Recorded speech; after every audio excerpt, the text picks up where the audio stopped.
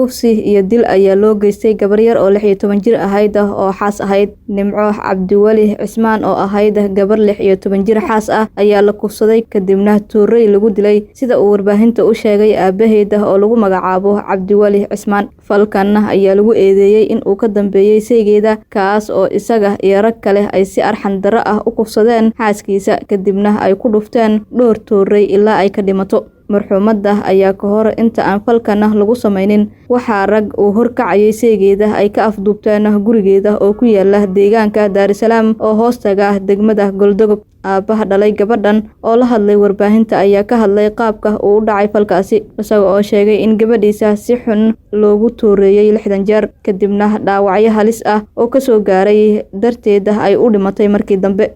Aabaha ayaa hadda dalbanaya cadaalad. 3 nin oo ka mid ah dadkii falkan wax ka geystay ayaa haatan ku xiran xabsiga weyn ee magaalada Gaalkacyo. Dhacdadan ayaa dhacday 19 Abriil sanadkan aynu ku guda jirno ee 2023. waa kiiskii saddexaad oo noociisa ah oo ka dhaca deegaanada Puntland sanadkii hore 2019. Caaisha Ilyas oo ahayd gabar 12 jir ah ayaa kufsi iyo dil loogu geystay magaalada Gaalkacyo. sidaas oo kale Hodan Shalayste ayaa isla sanadkaasi kufsi iyo dil loogu geystay magaalada Garowe.